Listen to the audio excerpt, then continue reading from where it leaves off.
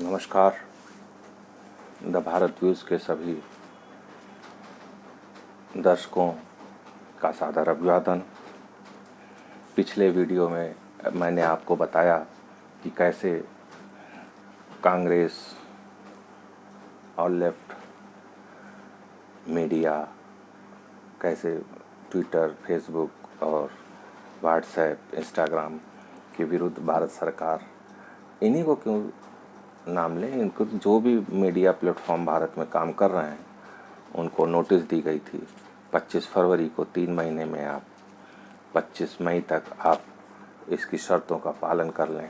आप यहाँ अपना ऑफिस बनाएं, यहाँ पर ड्रेसर सेल बनाएं कि कब कहाँ किसी व्यक्ति को अगर कोई शिकायत हो किससे मिले, कैसे मिले, और अगर कोई सूचना प्राप्त करनी हो तो उसके जो है शिकायतों का कैसे आप निवारण करेंगे, उसका पूरा एक गाइडलाइन दिया था। और उसके बाद जो है अगर सरकार को, पुलिस को किसी आतंकवाद के खिलाफ कार्रवाई में ज़रूरत है, किसी क्राइम के खिलाफ जांच करने में आपके सहयोग की ज़रूरत है, सूचनाओं की ज़रूरत है, तो उसमें आप द्वारा सूचना दी जाएगी, प्रॉपर वे में बताया जाएगा कि यह जो ट्वीट है या व्हाट्सएप पे जो मैसेज है या कहाँ से चला, ओरिजिनेट कहाँ से हुआ, किसने इसको ओरिजिनेट किया, अन्य अन्य चीज़ों की। आज क्राइम के समय आप जानते हैं कि मीडिया का काफ़ी वो है, मोबाइल के माध्यम से और व्हाट्सएप और फेसबुक के माध्यम से अपराधियों को पकड़ने में, क्रिमिनल्स को पकड़ने में एक काफ़ी महत्वपूर्ण योगदान मिलता है। लोकेशन का आसानी से चेकआउट हो जाता है। अभी आपने देखा होगा कि सुशील जो पहलवान थे उनको पकड़ने में भी पुलिस ने इसी मीडिया, मोबाइल के ही माध्यम से लोकेशन ट्रेस करके या अन्य चीज़ों को ट्रेस करके जो काफ़ी आसानी से मिली। इसका दुरुपयोग किस प्रकार होता है आपने देखा होगा। शाहीन बाग में 24 फरवरी को एक ग्रुप बनाया जाता है और 25 फरवरी को उस ग्रुप में दंगे के लिए पूरी चेकआउट प्रोग्राम होता है और वह दंगा हो जाता है। और उसको जब सरकार ने ट्रेस किया, उसी के माध्यम से सारी धरपकड़ हुई और उसके जब स्रोतों, उसके चीज़ों को खोजने की कोशिश हो रही है, तो आज ये विदेशी सोशल मीडिया प्लेटफॉर्म त्राहिमाम कर रहे हैं।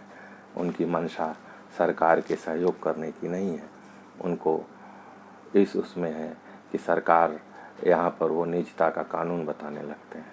लेकिन वही व्हाट्सएप रोज़ आपसे सूचना, आपके व्हाट्सएप पे मैसेज देता है कि आप जो नया उसका प्रारूप आया है उसको एग्री हो जाओ, उस पर अपना कंसेंट दे दो, जिससे आपकी जो सूचनाएं हैं, जो व्हाट्सएप के मैसेज हैं, उसको वर्ड में उसको जो है बांटा जा सके, जिसको ज़रूरत हो उसको बेचा जा सके। लेकिन भारत सरकार को आवश्यकता पड़ने पे अगर उसकी ज़रूरत है तो वह देने के लिए नहीं तैयार है। वह उसको नैतिक और अनैतिकता का पाठ कतिपय जो उनके अपने हिसाबों से होता है, गढ़े हुए हैं, उनको बताने की कोशिश कर रहे हैं। अब यहाँ हम आगे बढ़ते हैं। इससे मैंने पिछले वीडियो में कहा था कि वास्तव में ये खेल पर्दे के पीछे का क्या है उसको समझना बहुत ज़रूरी है। उसी को बताने के लिए हम आपके साथ हैं।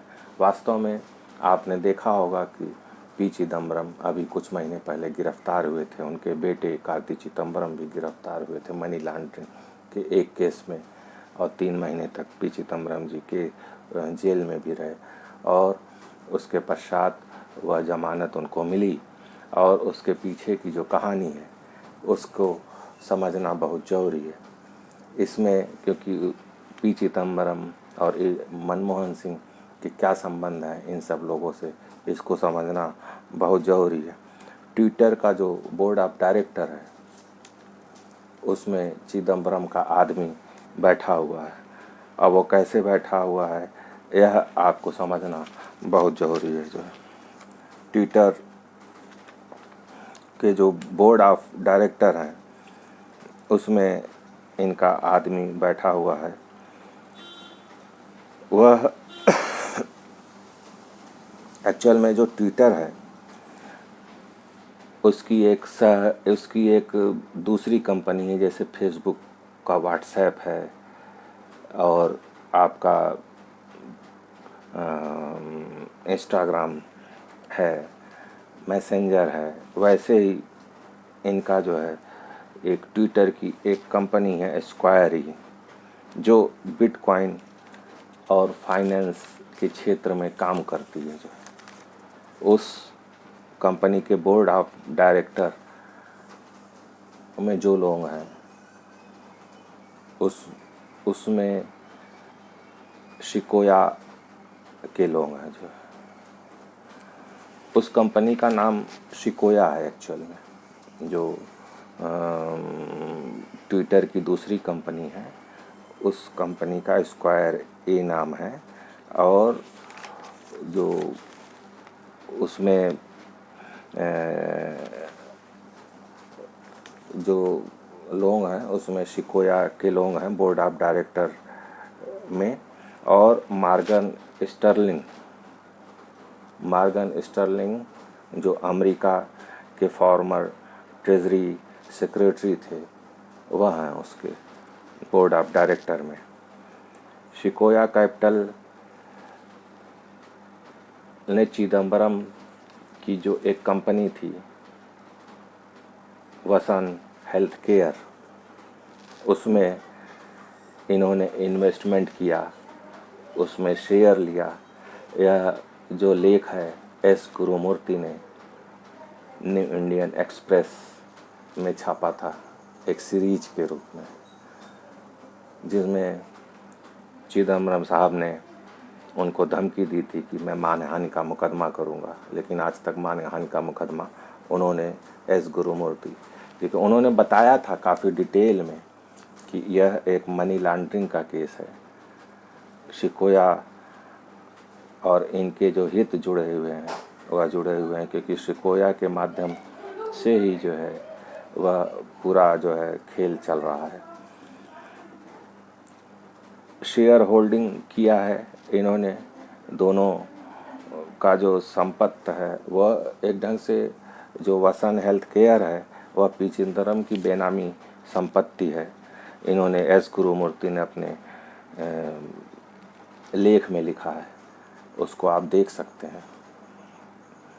और इसमें उन्होंने यहाँ तक लिखा है कि इन्होंने चिदम्बरम ने जो अपनी बेनामी जो काला धन था उसको इसके माध्यम से अपने कंपनी में लगवाया। उसको जैसे पहले होता है यहाँ पे काला धन जो है मॉरिशस और दूसरे माध्यम से फिर यहाँ पे भेजा जाता था इन्वेस्टमेंट के नाम पर, सेम वही काम मनी लॉन्ड्रिंग का काम चिदम्बरम ने किया, जिसके लिए वो जेल में भी रहे और जेल में रहने के बाद 3 महीना सजा काटा। आप समझ रहे होंगे कि कितना बड़ा खेल है। ट्विटर की जो सहयोगी कंपनी है उसका नाम स्क्वायर ही है, उसमें शिकोया और अमेरिका के ये सब काम करते हैं। अमेरिका के जो फॉर्मर ट्रेजरी सेक्रेटरी हैं मॉर्गन स्टर्लिंग साहब काम करते हैं, और जो वो इन्वेस्टमेंट होता है। अब आप इनके संबंध को कोरिलेट करिए, जो है क्यों ट्विटर कांग्रेस और लेफ्ट वालों के इतना पक्ष में रहती है, क्यों रोहन गुप्ता जैसे व्यक्ति के पत्र पर कि 11 व्यक्तियों द्वारा जो मैसेज किए जा रहे हैं, जो ट्वीट किए जा रहे हैं, उससे भारत में सोशल अनरेस्ट पैदा हो रहा है, क्यों इतनी जल्दी कार्रवाई कर दी जाती है। और वहीं पे सरकार, भारत जैसी सरकार जो संप्रभु सरकार है, जो इतने लोगों के वोट से जीत कर आई है, वह उसके लिए ट्विटर के लिए उसका कोई मतलब नहीं है। लेकिन कांग्रेस जिसका कोई अस्तित्व तो नहीं है, 3 राज्यों में जिसकी सरकार सिमट गई है, लेफ्ट जिसकी सरकार केवल एक प्रदेश में है, वह उसके लिए सर्वोपरि है। उनके हितों को साधना, अपने व्यवसायिक हितों को बचाना। यह मैं आपको बता रहा हूँ, यह कोई गलत नहीं बता रहा हूँ। इंडियन एक्सप्रेस में आप एस गुरुमूर्ति जी का लेख जाके देख सकते हैं। अगर आप कहेंगे मैं अपने डिस्क्रिप्शन में एस गुरुमूर्ति जी के लेख का डेट भी डाल दूंगा, आप उसको देख सकते हैं कि कब का लेख है वो, और उसके पश्चात चिदम्बरम के खिलाफ क्या क्या हुआ, जेल गए कि नहीं गए। उन्होंने काफ़ी डिटेल में एक सीरीज निकाली थी, इसकी कई दिनों तक निकाला था। जो इसमें इसके संबंध में जो टाइम्स ऑफ इंडिया ने भी 21 मार्च 2021 को खबर छापी है सेम इशू को लेकर। मैं डेट, पेपर सब बता रहा हूँ, इसको आप पढ़िए और समझिए कि पर्दे के पीछे क्या खेल चल रहा है। ट्विटर के जो फाउंडर हैं जैक डोरजी, स्क्वायर ई बोर्ड के बोर्ड ऑफ डायरेक्टर में चिदम्बरम के आदमी हैं जो पैसा लगाते थे। अब आप समझिए कि आपस में क्या है। और स्क्वायर ही ट्विटर की दूसरी कंपनी है जो फाइनेंस के, बिटकॉइन के फाइनेंस के मामलों में और बिटकॉइन के मामले में जो पूरे नियंत्रित करते हैं बिटकॉइन के खेल को, जो है जैक डोरजी। बहुत गहरा राज है इसके पीछे। इसके पीछे राष्ट्रीय हित नहीं है, इसके पीछे जनता का हित नहीं है, इसके पीछे लोकतंत्र नहीं है, इसके पीछे लोगों की भावनाएं नहीं है, इसके पीछे बोलने की स्वतंत्रता नहीं है, इसके पीछे अन्य चीज़ें नहीं हैं जिसको लेके व्हाट्सएप कोड गया है, जिन आधार को लेकर। इसके पीछे व्यवसायिक हित है, इसके पीछे अपनी लालसा है, इसके पीछे देश को बेचने की प्रवृत्ति है जो आज तक इन लोगों ने किया है, लोगों को बेवकूफ़ बनाया है कांग्रेस में। ऐसी स्थिति में रोहन गुप्ता के पत्र पर 1 घंटे में कार्रवाई। अब आप सोच सकते हैं कि 1 घंटे में मैनिपुलेटेड मीडिया लिख दिया जाना, किसने कहा होगा, क्यों कहा होगा, कहाँ से चला होगा, इसको आप समझ रहे होंगे कि आगे और कुछ बताने की ज़रूरत है। कहाँ से ये संकेत चले होंगे, कहाँ से नहीं चले होंगे।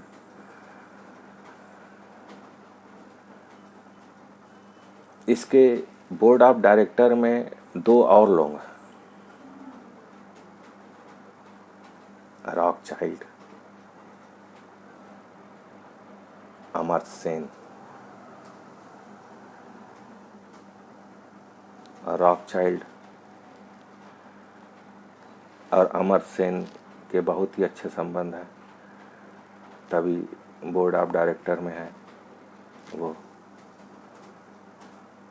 और अमर्त्य सेन के मनमोहन सिंह के क्या संबंध है, वो दुनिया में किसी से छिपे नहीं हैं। दोनों अर्थशास्त्री हैं, दोनों बहुत ही एक दूसरे, दोनों ऑक्सफोर्ड में पढ़े हैं एक दूसरे के साथ, अंडर ग्रेजुएट किया है दोनों ने वहाँ पे ऑक्सफोर्ड से पढ़े हैं। यहीं तक नहीं है कहानी, इसके पीछे की भी कहानी है। 2009 में ऑक्सफोर्ड में under graduate scholarship Manmohan Singh के नाम से शुरू की गई, जिसको फाइनेंस रॉकचाइल्ड ने किया।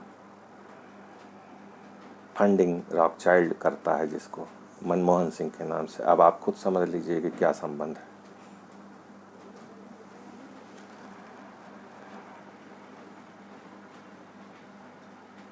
और यह पूरी दुनिया जानती है कि अमर्त्य सेन, मनमोहन सिंह के क्या संबंध है, रॉकचाइल्ड के क्या संबंध है। आप इसी का परिणाम आप जानते हैं कि ऑक्सफोर्ड जैसी यूनिवर्सिटी, जहाँ पे कि लेफ्ट वालों का पूर्ण वर्चस्व है, अभी उसकी घटना मैं आपको बताऊं।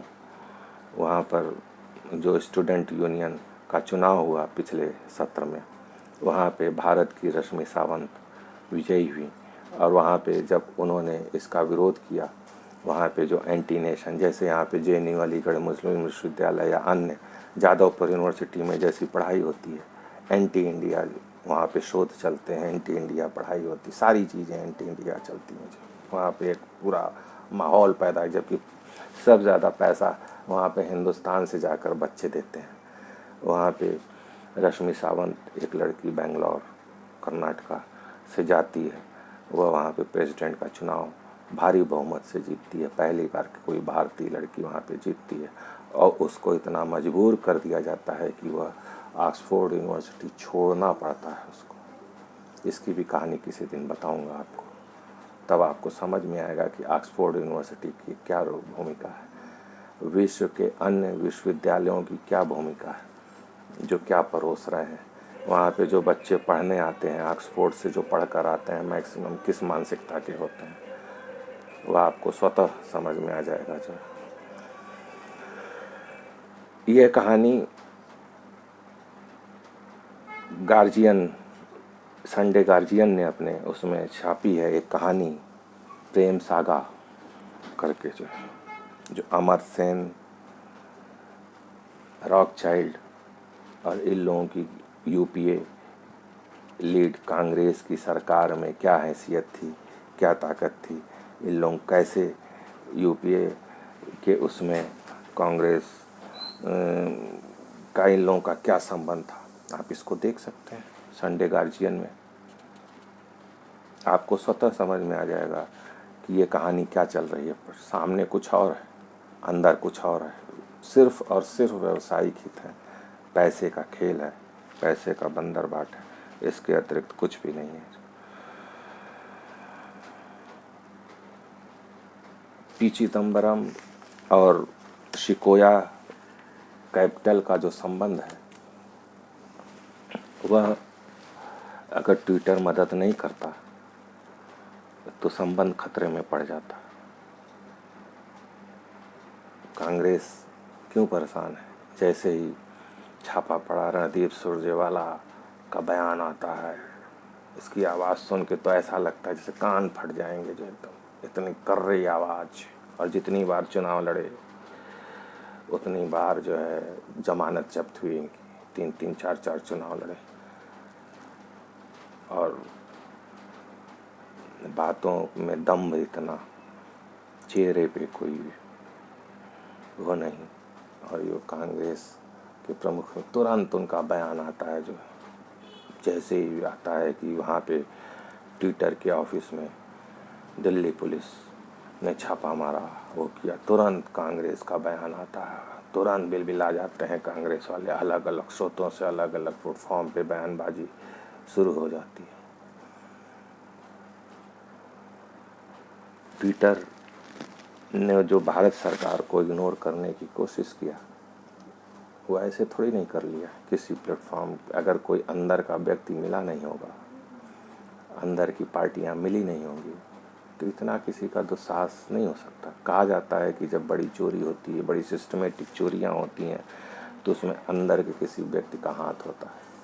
कोई भी क्राइम हो, उसमें अंदर के किसी व्यक्ति का हाथ होता है। मैक्सिमम 90% केसेस में होते हैं। इंसिडेंटली नहीं होती चीज़ें, अंदर का व्यक्ति करता है। और वही चीज़ यहाँ चल रही है। जो भारत के खिलाफ चीज़ें चल रही हैं, उसमें सिर्फ और सिर्फ ट्विटर, कांग्रेस, पी चिदम्बरम, मनमोहन सिंह, इनके जो संबंध हैं, वही काम कर रहे हैं और कुछ नहीं काम कर रहा है। इसीलिए ट्विटर, फेसबुक, व्हाट्सएप जैसी नहीं, किसी की इतनी हिम्मत होगी भारत की कोई कंपनी जाके अमेरिका में कुछ कर ले, किसी अन्य वर्ल्ड में जाके किसी उसमें कुछ कर ले, आग दिखा ले वहाँ की सरकारों को, अपने आप समझ में आ जाएगा। जो ट्विटर की हिम्मत यहाँ तक है कि अमेरिका के जो पूर्व राष्ट्रपति थे, उनका खाता डिलीट कर दिया था। अभी हाल में जम्मू कश्मीर के एलजी का ट्विटर अकाउंट उन्होंने रोक दिया था 1 दिन के लिए। अब आप सोचिए, कोई भी सरकार के उच्च पद पे बैठे हुए व्यक्ति का खाता, इतनी इनकी हिम्मत हो गई। हिम्मत नहीं है, दुस्साहस। अंदर के लोगों का जो साथ है, उसका ये दुस्साहस है, उसका दुष्परिणाम है। और बिटकॉइन के धंधे को बचाने का खेल है। ये जो बाहरी मीडिया वाले हैं, डबल स्टैंडर्ड, अमेरिका के लिए दूसरी नीति, यूरोपीय कंट्रीज़ के लिए दूसरी नीति, भारत के लिए, तीसरी दुनिया के लिए दूसरी नीति, उनको वो पाठ पढ़ाते हैं। अपने यहाँ नहीं देखेंगे कितना रेसिज्म होता है, कितना नस्लवाद, कितना वो चीज़ें होती हैं, क्या होती हैं। ब्लैक और वाइट का क्या हुआ उसको नहीं बताया उन्होंने। उसमें उन्होंने वहाँ पे राष्ट्रीय हितों को देखने की कोशिश खुद बताया। तो इन चीज़ों को समझना पड़ेगा कि सरकारों को धमकाने कि इतनी हिम्मत कैसे पड़ सकती है। हिम्मत, मैं गलत वर्ड का प्रयोग कर रहा हूँ, तो साहस हो सकता है। इसलिए आप वाशिंगटन पोस्ट जैसा अखबार जो टोटल लेफ्ट मीडिया का है, वह खुद स्वीकार करता है ट्रंप के चुनाव के बाद कि हाँ, मैंने गलत चीज़ें फैलाई थी ट्रंप की सरकार गिराने के लिए, फर्जी न्यूज़ चलाई थी, जो न्यूज़ लोगों में बांटी थी। अब आप सोच सकते हैं कि पॉलिटिकली मैनिपुलेटेड ये लोग कंपनी में पैसा लगाते हैं, लोगों को पैसा देते हैं।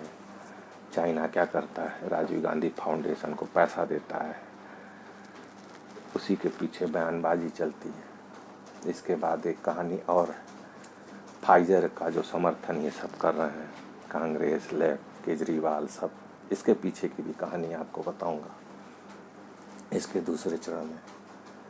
ये वीडियो बहुत लंबा हो गया है, उम्मीद है आपको पसंद आएगा। इन संबंधों को the Guardian, Times of India, S Gurumurthy ji का लेख, ये सब आप पढ़िए, अपने आप तीनों को कोरिलेट करेंगे। अब पी चिदम्बरम, कार्ति चिदम्बरम के मुकदमों का थोड़ा सा अध्ययन करेंगे तो आपको खुद ही ट्विटर, कांग्रेस, लेफ्ट, सबका संबंध समझ में आ जाएगा और पूरी कहानी आपको समझ में आ जाएगी। उम्मीद है आपको यह चर्चा पसंद आएगी। यदि पसंद आए तो इसको लाइक, शेयर और सब्सक्राइब करें, जिससे हमारा मनोबल बढ़े और आपको मैं पर्दे के पीछे, घटनाओं के पर्दे के पीछे और घटनाओं की जानकारी देने में अपने को और खुशी की अनुभूति होती रहे और मनोबल ऊंचा होता रहे। इसी के साथ अपनी बात समाप्त करता हूँ।